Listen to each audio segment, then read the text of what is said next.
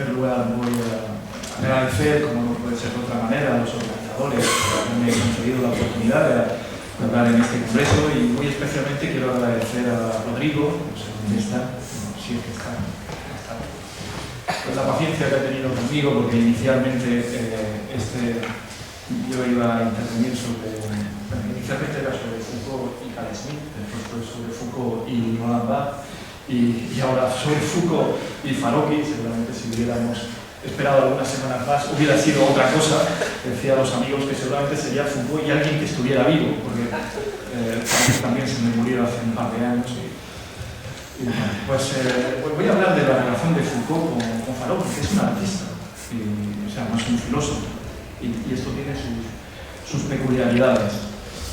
Y además es un artista visual, es un realizador de películas y de videoinstalaciones. En los últimos tiempos, sobre todo, se dedicó al museo, a la videoinstalación.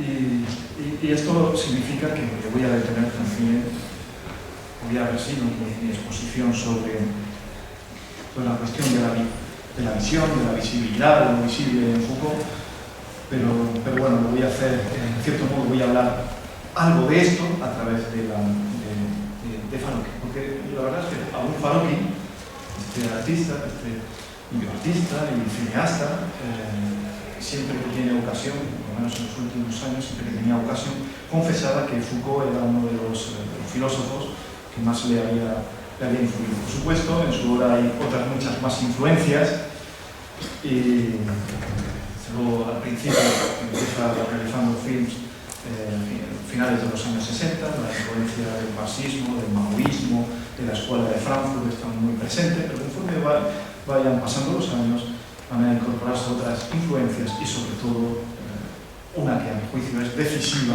que es la de Foucault, y de la que quisiera hablar hoy aquí.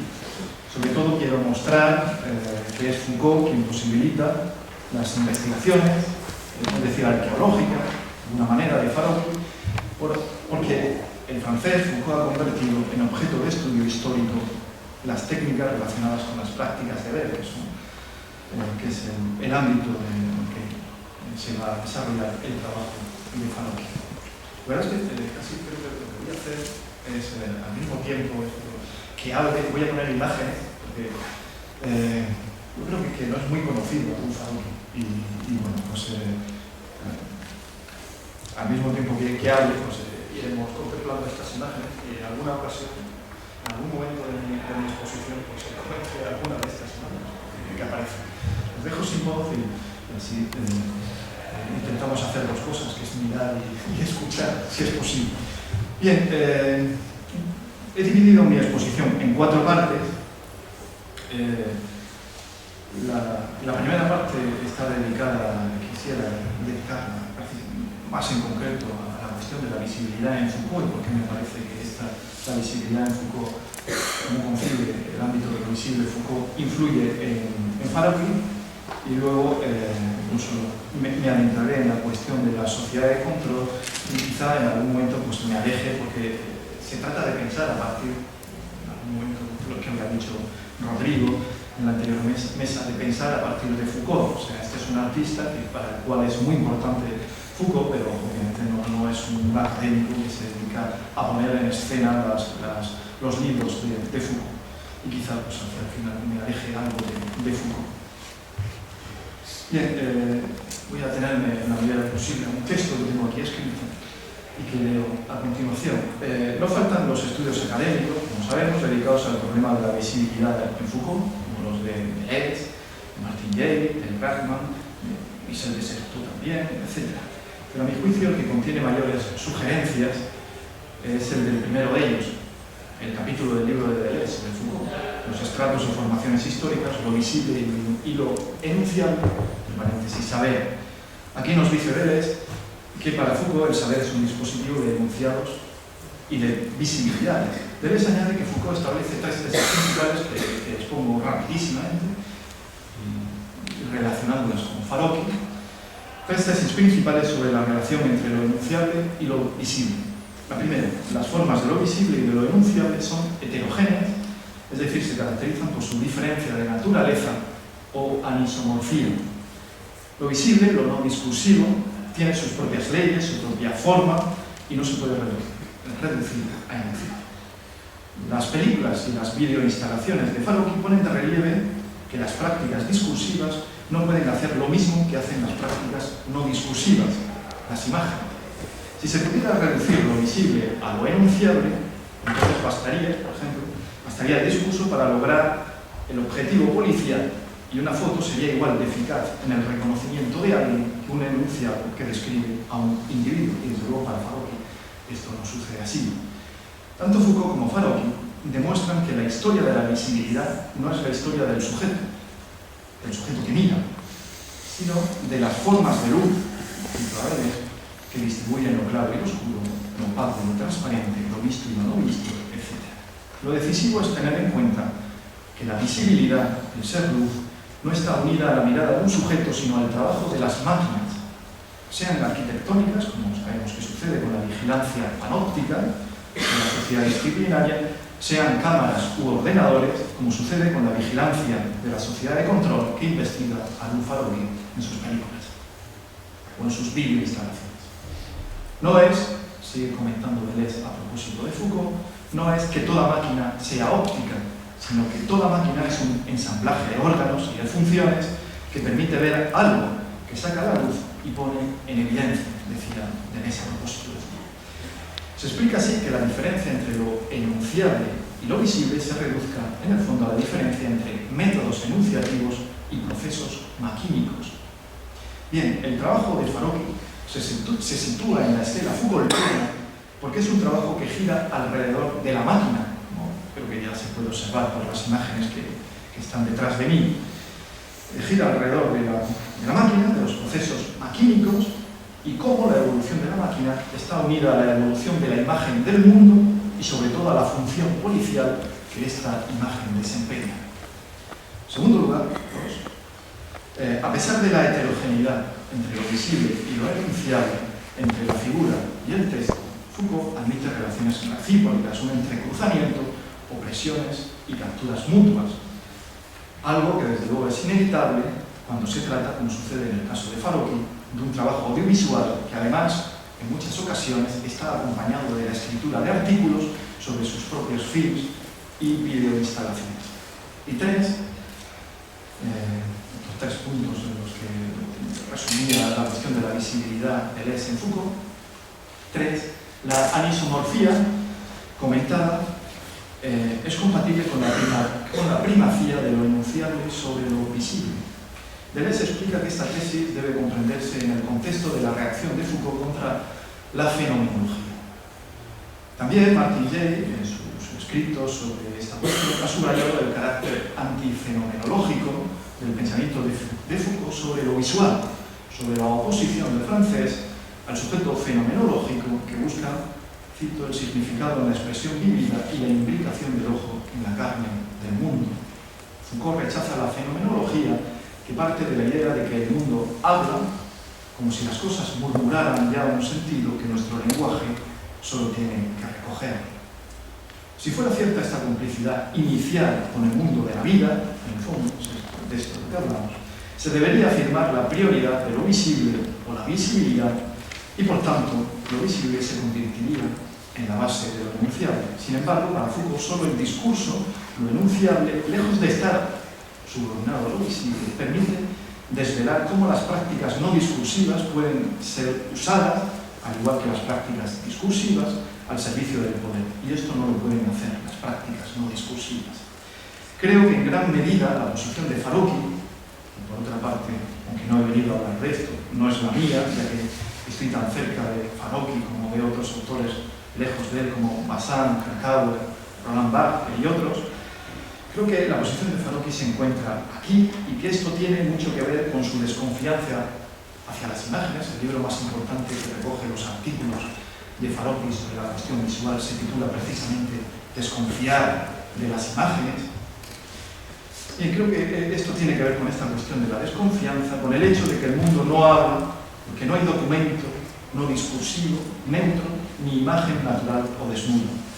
Como dice Jay acerca de Foucault, no hay, y esto también se puede decir de Farokhi, no hay paresía visual, posibilidad de mostrar con verdad. Bien, más allá de su crítica, Jay reconoce que el trabajo de Foucault ha expandido las fronteras de lo que puede verse. Farocchi debe mucho a esta expansión, cuando su trabajo con el archivo de imágenes, con las muy diversas prácticas de ver, se centra en detalles tecnológicos. Luego me remito a las imágenes que están detrás de mí, detalles tecnológicos y en procesos que pueden parecer ínfimos porque tienen que ver con el funcionamiento regular, automático, de una máquina y no con sujetos. Farocchi sigue así la estela Foucaultiana en sus investigaciones sobre las imágenes. Ciertamente se diferencia de Foucault en que toda su atención se centra en la investigación del archivo de imágenes, de los dispositivos no discursivos. Y ello lo hace, aunque como he dicho antes también ha escrito bastantes artículos, ello lo hace sobre todo en ensayos audiovisuales donde se da esta heterogeneidad a la que antes nos referíamos entre lo enunciable y lo visible y que obliga, como si me da tiempo lo diré, que obliga a un trabajo adicional. Las investigaciones de Farocchi sobre las contemporáneas tecnologías de visibilidad serían impensables si Foucault no hubiera explicado antes cómo un dispositivo no discursivo, el panóptico, se convierte en tecnología de poder. Foucault mostró un conjunto de técnicas que se afinan y se extienden, como dice Sertó cuando analiza estas cuestiones, se afinan y se extienden sin haber recurrido a una ideología. Nos hizo advertir la gran importancia que tenían estas frases son las he tomado de Sertó, que lo resumen muy bien. Hizo advertir la gran importancia que tenían estos detalles tecnológicos, métodos ínfimos y decisivos propios de una instrumentalidad menor del poder. Nos hizo comprender la gran relevancia que tiene esa acción no discursiva, consistente en el movimiento minúsculo y reproducido en todas partes de cuadricular. Esto de cuadricular tiene una gran importancia, como espero que me dé tiempo de explicar en Farocchi. Bien, ese movimiento minúsculo y reproducido en todas partes de cuadricular, un lugar visible para exponer a sus ocupantes a una observación y a una información, que es lo que hace el panóptico. Todos estos detalles perfeccionan la visibilidad y vencen a la teoría, al corpus doctrinal, por su capacidad tecnológica de distribuir, clasificar, analizar e individualizar espacialmente el objeto tratado. En los últimos 25 años, Farocchi no ha hecho otra cosa que mostrar esto, que la capacidad de las máquinas de visión para distribuir, clasificar, analizar e individualizar espacialmente, así como los efectos de poder que tiene todo ello. Bien, el segundo apartado de mi exposición me voy a centrar más en la cuestión que da título a mi ponencia de la sociedad de control y cómo aparece en el trabajo de Farocchi. El trabajo audiovisual de Farocchi tiene como objeto el régimen de visibilidad de la sociedad contemporánea. Sus films documentales y videoinstalaciones ayudan a comprender el tránsito desde la sociedad disciplinaria, como sabemos describe de forma ejemplar Foucault, a la sociedad de control que parecía esbozar en sus últimos escritos. Este tránsito se puede apreciar en las películas, en las videoinstalaciones que ha dedicado Farocchi a las cárceles, a la fábrica, a los grandes centros comerciales o simplemente a una ciudad como la ciudad francesa de Lille. El propio Farocchi ha confesado, a propósito de su documental sobre la cárcel, titulado Imágenes de prisión, y de su videoinstalación relacionada con esta película, creía ver prisioneros, ambas del año 2000. A propósito de esto, confesaba Farocchi que le había influido mucho el texto de Deleuze sobre las sociedades de control que sustituyen a las disciplinarias, incluso como ya han escuchado, ¿no?, el título de la videoinstalación, creía ver prisioneros, que está tomado del comienzo del texto de Deleuze, donde hace una referencia a una famosa frase que se dice en la película Europa 51 de Rossellini, cuando el personaje Irene, interpretado por Ingrid Bergman, la burguesa Irene, deja todas las cosas y se marcha a la fábrica, y su primera experiencia en la fábrica le hace decir, exclamar, creía ver prisioneros. Bueno, esto es secundario. En sus obras audiovisuales, Farocchi se ha centrado sobre todo en los siguientes aspectos que aparecían en el citado artículo de Deleuze. Es un libretista, un cineasta y desde luego vamos a encontrar en él, insisto en ello, las visiones globales, sistemáticas, como podemos encontrar en los filósofos. Pero del texto de Deleuze, en sus videoinstalaciones, encuentro sobre todo las siguientes cuestiones. La primera, primera cuestión que subraya mucho Fallot en estas películas, es que en la sociedad de control tenemos una vigilancia continua, sin fin, porque es propia de un poder que se modula, la cuestión de la modulación, que como sabemos toma el Simondon, un poder que se modula, se adapta continuamente al desplazamiento del individuo para controlarlo de forma incesante. Fallot tiene claro que esto supone un perfeccionamiento de la dominación e insiste mucho sobre esto. En segundo lugar, Fallot destaca otra cuestión que aparece en el texto de Deleuze, que es que las máquinas más características de la sociedad de control, y sobre estos pasos, especialmente sobre lo que se va a centrar Fallot, las máquinas más características, repito, de la sociedad de control, son las que tienen que ver con la informática y lo digital, como de nuevo podemos ver en las imágenes de ahí atrás. Y tres, en la sociedad de control adquiere un papel muy relevante, esto es otra cuestión que a él le obsesiona, un papel muy relevante el departamento de ventas, el marketing y la publicidad, porque está vinculada, como decía Deleuze, siguiendo la estela de Foucault, porque está vinculada a un capitalismo de productos y no tanto de producción, en el que lo esencial son las ventas y los mercados. Bastará citar algunos títulos de películas de Fallot para apreciar la importancia que da a esta cuestión: Prestigio y ventas, o Cómo representar un zapato, de 1988, El publicista, de 1996, El mensaje publicitario, del 97, Un nuevo producto, etc. Y cuatro, por supuesto, Fallot presta mucha importancia al contraste entre la vigilancia en los centros acotados o delimitados de encierro y la vigilancia, que hoy encontramos cada vez más generalizada, vigilancia de los hombres, que se produce de manera general, incluida la que se produce al aire libre, en un medio abierto, que es propia de la sociedad de control. Para Fallot, el mejor ejemplo de esta nueva tecnología de poder son las cámaras de videovigilancia. Se entiende así que en una ocasión Fallot dijera que envidió mucho la idea de Michael Clear de hacer una película con las imágenes, solo con imágenes de cámaras de vigilancia.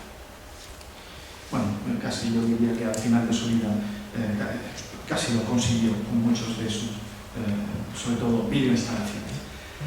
Lo cierto es que este control electrónico tiene como principal consecuencia la desterritorialización. La vigilancia, como sabemos, ya no ata ni a los controladores ni a los controlados a un lugar determinado, los famosos centros de encierro. Se podría entonces prescindir de las cárceles porque, como escribe Fallot en uno de sus artículos, la tecnología electrónica permite tener detenida a una persona también fuera de la cárcel, vigilarla y castigarla. Con esta técnica, se dice la voz en off de la película Imágenes de prisiones, con esta técnica toda habitación puede transformarse en un lugar de detención, por lo tanto, con esta técnica podría quedar abolida la institución, el lugar fijo al que es recluido lo delictivo. Es perfectamente concebible una sociedad de control sin lugar de detención. En realidad, tal sociedad desdibuja aún más la frontera entre lo privado y lo público, ya que el control se puede hacer en cualquier parte, dentro de mi casa, en la calle, en una institución o donde sea. Mark Poster habla así de un superpanóptico que abandona el encierro y se extiende a toda la vida cotidiana del individuo. Y sin embargo, se siguen construyendo cárceles. Y a ellas dedica Fallot el documental y la videoinstalación que antes he citado. En estos trabajos llega a las siguientes conclusiones que voy a exponer, que él mismo va a exponer en un artículo, o sea, dentro del estrato de lo enunciable, y ya no en esa mezcla de enunciable y visible que son las obras audiovisuales. La principal es, resumiendo, conclusiones que saca de ese trabajo con las imágenes relacionadas con las cárceles son las siguientes. Como se recordará, la primera, como se recordará, decía Foucault en Vigilar y Castigar, que una de las dos direcciones que sigue la crítica monótona de la prisión es la que señala que no es efectivamente correctora. La otra crítica dice que la finalidad correctora, dice lo contrario, la finalidad correctora hace que pierda fuerza el rigor del castigo. Bien, en la sociedad de control esto es lo que comprueba Faroghi con estas investigaciones que hace en sus películas, La sociedad de control. La cárcel parece responder a esta segunda crítica y por ello el castigo, en lugar de ser ocultado, es reafirmado o incluso exaltado.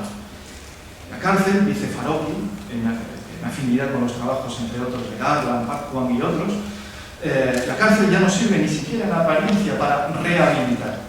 Un ejemplo de ello, Faroghi lo encuentra en el estado de California, que quita de su código penal la palabra rehabilitación. Lo importante ahora es la dimensión del castigo, porque cada vez más las cárceles superpobladas se convierten en el depósito de hombres que simplemente sobran.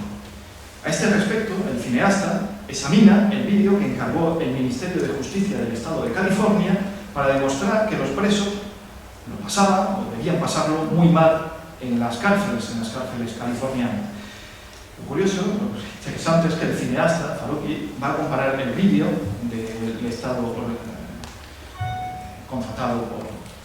encantado por el Estado californiano, lo compara con una película de propaganda nazi del año 1943 y comprueba Faroghi que en ambos casos se hace de la cárcel un espectáculo, que lo importante es mostrar el castigo, que los presos lo pasan mal, y por sorprendente que parezca, según esta es la tesis de Faroghi, es más sensacionalista la película californiana, porque por lo menos, cito a Faroghi, los nazis se esforzaban por aparentar cierta legalidad.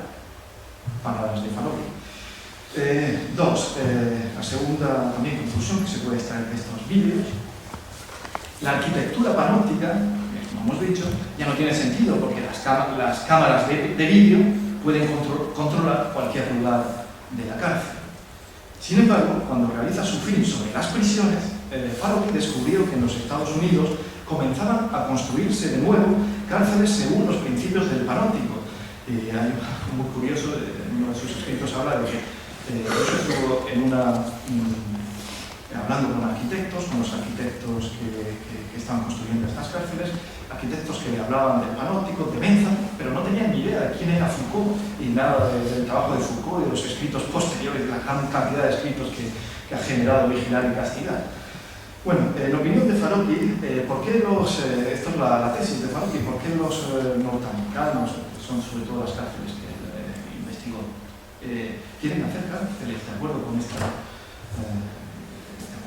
modelo panóptico, cuando no es necesario? Y dice Faroghi que ello se explica, abro comillas, porque para los operadores de la cárcel lo importante es que el preso se sienta expuesto ante una mirada humana. Pues solo de esta manera, y esto no sucede si solamente hay cámaras, porque de esta manera se acrecienta el temor y aumenta la intensidad del castigo, que, como decíamos, ahora es lo más relevante. Y ya termino la segunda parte y paso a la tercera.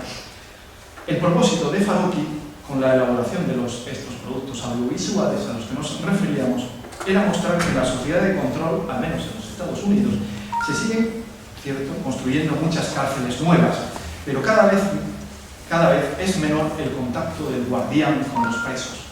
Como sucede con la producción de bienes, como sucede en la fábrica, que es otro de los temas fundamentales o de las grandes preocupaciones de Faroghi, como sucede en la fábrica, donde prácticamente no quedan personas, solo máquinas, la custodia de los prisioneros también deberá realizarse casi sin intervención humana directa.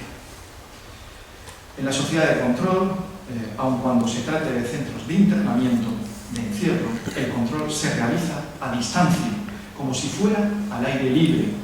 Faroghi habla a este respecto, cito comillas, del deseo de objetividad, de represión desapasionada, cierro comillas, algo que desde luego ayuda mucho el uso de las cámaras de vigilancia que aportan, también abro comillas, dice Faroghi, una imagen de la existencia abstracta, cierro comillas.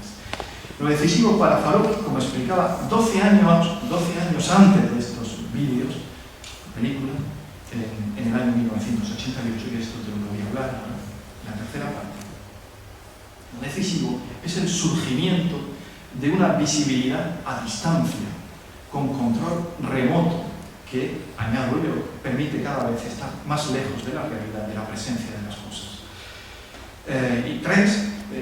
Aquí voy a hablar de esta cuestión cuestión que tiene mucho que ver con la que me parece que quizás es la película más relevante de Farabi, que se titula, del año 88, se titula Imágenes del mundo e inscripción de la vida. En ella pretende demostrar que las máquinas de ver son también máquinas de dominación e incluso de destrucción. Tampoco esto es decir mucho, ¿no? El film no hace otra cosa que comparar y oponer, como hacen los dialécticos, pero sobre todo como hacen los cineastas, que saben que la fuerza y la efectividad del cine se basa en el montaje. No hace otra cosa, en fin, que comparar. Farabi compara, en primer lugar, dos tipos de imagen. La tomada a distancia, como la imagen aérea captada desde un avión. Aquí en estas imágenes que están detrás se han visto varias. Imágenes a distancia de este tipo que la compara con la imagen de cerca. En el ámbito no discursivo de la visibilidad, estas cosas, la distancia, estar cerca o lejos, tienen su importancia. Y voy a intentar explicar por qué. Farabi dice que esto tiene importancia. En principio podríamos decir que la imagen tomada de cerca estaría relacionada con la sociedad disciplinaria, porque sí se puede sentir la mirada del fotógrafo como una agresión, que es lo que quiere que ahora con el panóptico las cárceles norteamericanas que sientan los presos. Es el caso, nos muestra el film, de las imágenes tomadas a las mujeres argelinas bereberes en la época colonial, a quienes un funcionario francés les obligó a quitarles el velo para hacerles un carnet de identidad para identificarlas. Este ejemplo muestra que la fotografía pertenece a las nuevas técnicas que proporcionan a un individuo una identidad invariable y fácilmente demostrable, o por lo menos es esto lo que pretende. Técnicas de identificación a las que también pertenece la huella dactilar, el carnet antropométrico, etc. Bien, con respecto a la imagen de lejos, Farabi muestra como ejemplo las imágenes a distancia de Auschwitz, captadas sin saberlo por un bombardero norteamericano en el año 1944. Con respecto a la imagen de lejos, podemos decir que está tan lejos la máquina que toma esas imágenes que el hombre no se puede sentir ninguna mirada, no se siente la mirada humana. Es decir, no se siente en relación con estas máquinas la operación violenta de reconocer o identificar. Farabi en sus obras posteriores intentará demostrar que en la sociedad de control hasta las fotos o imágenes tomadas de cerca parecen ser tomadas de lejos por lo que acabamos de decir, porque no se siente la mirada humana y por tanto no se percibe la dominación humana, lo cual se quiere evitar en las cárceles que vuelven a construcciones panópticas. Como decíamos, tanto una imagen de cerca como una imagen tomada a distancia pueden estar al servicio de la policía, de la función de reconocimiento o identificación. Ahora bien, Farabi quiere decir que es peor la imagen a distancia porque con ella la vigilancia alcanza un grado mayor de perfección. Así, la pregunta planteada en el film Imágenes del mundo, en el film, al comentar una fotografía del álbum de Auschwitz, sobre la que luego volveré, de cómo hacer frente a una cámara, esta pregunta todavía tiene sentido en relación con las fotos de cerca, pero no con respecto a las de lejos, pues la cámara es o bien invisible, como la de los aviones u hoy las cámaras de los satélites, o bien anónima, en el sentido de automática, como la de las cárceles, y por ello no se puede sentir la agresión. En la sociedad de control se perfecciona la vigilancia porque es aún más imperceptible. Más allá de que cambien los regímenes de visibilidad, de que cambie lo que se ve y permanece oscuro, Farabi señala que lo visual se convierte en una tecnología de dominación cuando sirve para reconocer, para identificar. Precisamente, la palabra alemana, que en el ámbito militar y policial se utiliza para el reconocimiento, es una palabra que a nosotros, los filósofos, nos suena mucho, pero en relación con otra cuestión muy diferente, que es Aufklärung. El film, Imágenes del mundo, el del 88, explica que la imagen que sirve para el reconocimiento policial es una imagen convertida en número, una imagen que sirve para medir. Y lo explica, voy a leeros la voz en off, la parte enunciable de la película, cómo explica esta cuestión. ¿Cómo se puede describir con términos precisos la cara de una persona de manera que pueda ser reconocida por cualquiera, por todos, o sea también por una máquina? ¿Cómo describir una cara? La policía no ha logrado aún registrar aquellos rasgos de las personas que se mantienen idénticos en la juventud y la vejez, en la suerte y la desgracia. La policía no sabe qué es la imagen del ser humano. Y como la policía no sabe cómo la puede describir, quiere entonces por lo menos medirla, expresar su imagen en números. Pero los hombres, esto lo dice irónicamente, entiéndase, pero los hombres llevan barba y las mujeres se pintan para estar bonitas, y esto dificulta la medición. Para una medición exacta tendría que estar el pelo quitado. Dice, de forma irónica, Farocki, la voz en off de esta película. Bueno, comentamos. La visibilidad policial, la que tiene como objeto el esclarecimiento, Aufklärung, reduce la imagen a cifra, a número, y por ello elimina de su consideración todo aquello que molesta, que hace más compleja la medición. Se supone que la resistencia debe venir de este lado, de aquello que dificulta la identificación. La ironía de la barba y el maquillaje en las fotos de cerca, como las fotos de carnet o las fotos de los detenidos, está relacionada con lo que hace que pierda eficacia el reconocimiento. En las fotos aéreas, aquello que dificulta el trabajo de Aufklärung, del reconocimiento, es el camuflaje. En la película, Farocki muestra cómo ya desde la Primera Guerra Mundial se disfrazaba, se camuflaba la tierra, por ejemplo, un aeropuerto, para que no pudiera ser reconocido y arreado desde el cielo. La operación de camuflaje coincide con la operación del simulacro, con la copia engañosa. Podríamos decir que todas estas resistencias, desde dentro del orden policial, son de orden, también entre comillas, esto no lo dice Farocki, lo digo yo, de orden marrano, porque se basa en la orientación, en la adaptación, en la falsa mímesis, en el simulacro. Es una resistencia interior que, sin embargo, puede ser contraproducente en la medida que reta al aparato policial a ser más preciso, a perfeccionarse, como sucede en la sociedad de control. Farocki realiza en el film una especie de genealogía de la imagen policial, esto es, de la imagen que sirve para medir y que se convierte ella misma en medida. El saber que esclarece, de nuevo, Aufklärung, el saber que esclarece la visibilidad policial, se encuentra inicialmente donde quizá menos se lo esperaba, en el saber sobre la imagen que proporcionan los matemáticos artistas del Renacimiento, los Durero, Leonardo, etc. Verdi. Vuelvo a la voz en off, voy a citar un pequeño fragmento. El film muestra imágenes de medición de Durero y dice que Durero incluyó en su libro instrucciones para la medición con el compás y la escuadra en líneas, planos y cuerpos enteros. Estas imágenes que vemos en el film, y añade la voz en off. Durero midió cuerpos y obtuvo del estudio de la naturaleza números y reglas. Hoy los ordenadores transforman números y reglas en imágenes. Antes, de imágenes a medidas. Hoy, de medidas a imágenes. Eso es lo que dice la voz en off del film. En esta parte de la película de 1988, Farocki sugiere, y sobre esto, como voy a decir después, enseguida, su producción gira, todo esto, su producción de los últimos años gira alrededor de esto. Farocki sugiere que la imagen digital, imagen virtual, informática, etc., es la culminación del régimen de visibilidad policial, en el que la imagen se reduce a medida, porque incluso se ha deshecho del original, que con su barba y camuflaje dificultaba la identificación. También quiere decir que la primera foto que realizan los aliados del campo de Auschwitz, el 4 de abril de 1944, es una foto aérea que con su cuadriculado, ahora ha aparecido el cuadricular al que antes me refería, al principio de mi exposición,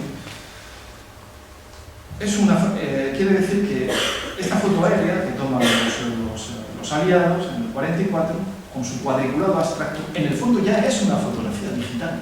Sin serlo, en el fondo es una fotografía digital. En el texto que escribe a propósito de esta película, lo dice aún más claro Farocki, abro comillas, dice Faruqi. Concebir una imagen fotográfica como un dispositivo de medición es insistir en su aspecto matemático, en su calculabilidad, en su computabilidad del mundo en imágenes. Sobre todo esto, computabilidad, lo relaciona sobre todo en Latinoamérica se dice computadora, ordenador. Las últimas videoinstalaciones de Faruqi fueron dedicadas a este nuevo tipo de imagen, a la imagen digital, los 3 vídeos titulados Audiomachine, cuya versión fílmica se titula precisamente, es esto que hemos visto, esta es la versión fílmica, lo que estamos viendo aquí atrás, se titula Erkennen und Verfolgen, que sería más o menos la traducción, reconocer y perseguir, y que es un homenaje no confesado a vigilar y castigar de Foucault, vigilar, reconocer, castigar, perseguir.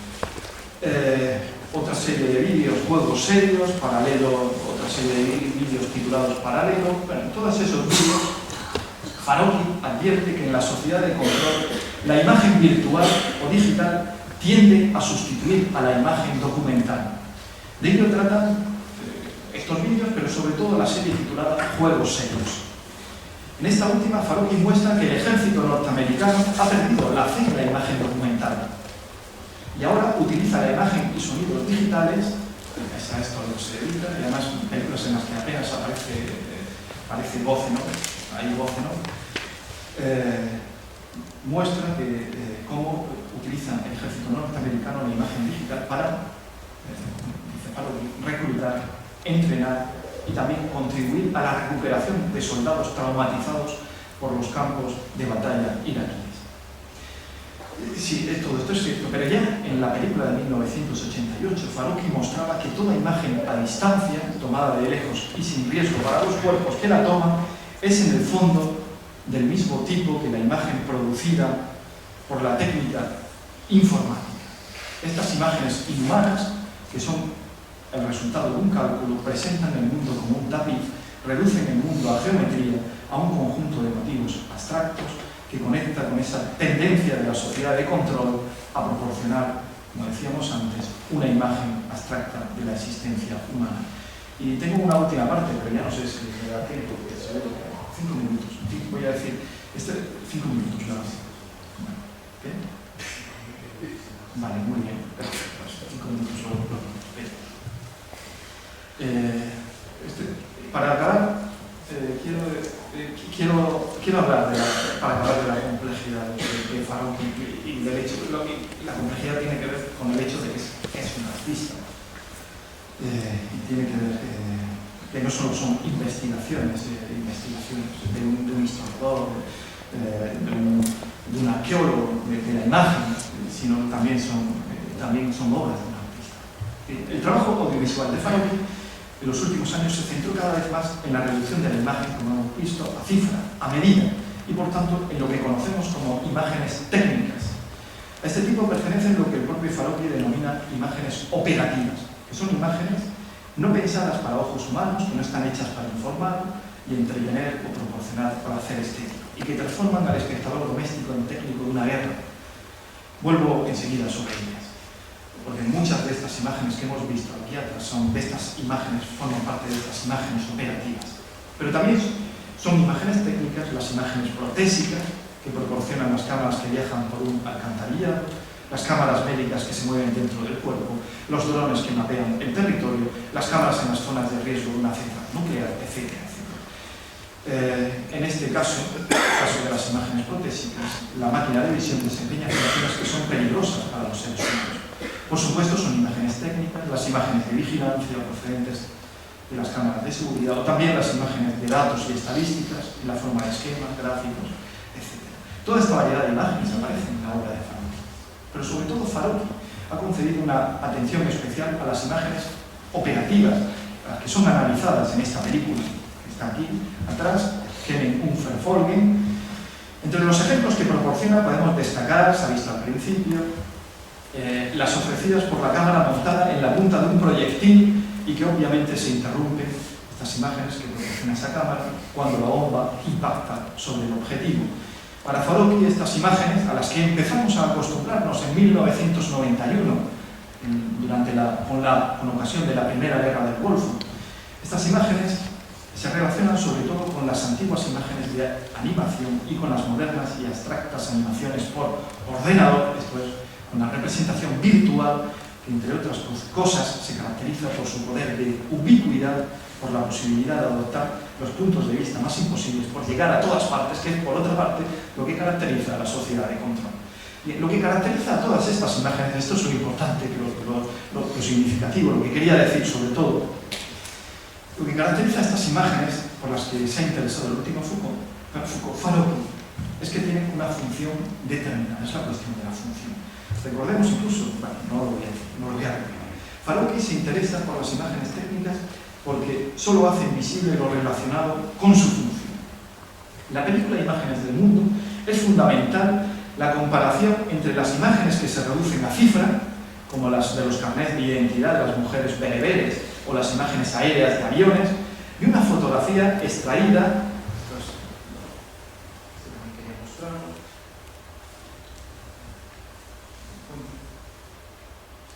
Estos son los 25 segundos.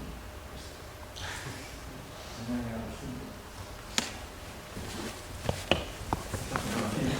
Bueno, compara esas fotos de carnet de identidad, imágenes aéreas, con esta foto que estamos viendo, que muestra a una mujer cualquiera. Bueno, pues ya podemos imaginarnos que por los que están detrás, pero lo importante es la mujer que pasa, una mujer al pasar, que pasa ante el fotógrafo y parece que mira con sorpresa en dirección a la cámara. La diferencia decisiva de esta foto que estamos viendo con las anteriores, con las de los carnets de identidad, imágenes aéreas, imágenes técnicas, no tiene que ver con el hecho de que haya sido tomada de lejos o de cerca, sino con el de que no sabemos cuál debería ser su función. La fuerza de esta imagen procede de la incertidumbre sobre la razón por la que se ha tomado. Farocchi ha elegido la foto del álbum de Auschwitz más individualizada, incluso pasa varias páginas del álbum, pero la foto más individualizada, la que más se acerca a una persona, es esta. Y es al mismo tiempo la más enigmática, porque no sabemos para qué sirve esta foto. En cualquier caso, no muestra nada del exterminio. La foto no sirve para identificar, clasificar a una mujer, como sirven las fotos de las argelinas, sino para mostrar un rostro, un cuerpo que resulta tan enigmático como cualquier otro cuerpo, como cualquier otro rostro. En realidad, con esta operación, con esta comparación, Farocchi nos ha hecho pasar del ámbito de la técnica al ámbito de la estética. Nos ha hecho ver que la fuerza estética de la fotografía está en su indeterminación. No decimos que esta imagen no tenga ninguna función, sino que la valoramos con independencia de cuál sea su función, como valoramos muchas obras artísticas de tema político, con independencia de que hayan conseguido o no el fin emancipatorio que pretendía. La película de 1988 también pretendía, también era una película militante que quería una cierta cosa, que no me voy a detener en ella porque considero que no es relevante, pero también pretendía algo que obviamente no consigue, porque consigue otras cosas más relevantes. Como cineasta o artista audiovisual, Farocchi hace dos cosas que en cierto modo expresó con estas palabras, que la termino, casi termino, gracias por la paciencia. Son estas palabras, dice en una entrevista. Se debe, dice Farocchi, se debe desconfiar de las imágenes tanto como de las palabras. Deben trabajarse las imágenes existentes de tal manera, esto es para mí importante, de tal manera que se transformen en nuevas. Para esto existen diferentes caminos. Mi camino consiste en buscar el sentido sepultado y despejar los escombros que cubren las imágenes, dice Farocchi. Por un lado, su trabajo arqueológico, incluso genealógico con el archivo, le lleva a denunciar la utilización de la imagen como tecnología de poder. Por otro, no se limita a desconfiar de las imágenes existentes, sino que hace algo más, las transforma en otras nuevas. Este suplemento es desde luego estético, es de orden estético. La operación estética de Farocchi, que Farocchi realiza aquí, supone en el fondo un desplazamiento, una desviación de las prácticas de ver contemporáneas, las relacionadas con las imágenes técnicas. Este desplazamiento consiste en desviar las imágenes operativas de su función, y ello se puede conseguir sobre todo con el contrapunto, con la comparación y oposición propia del montaje.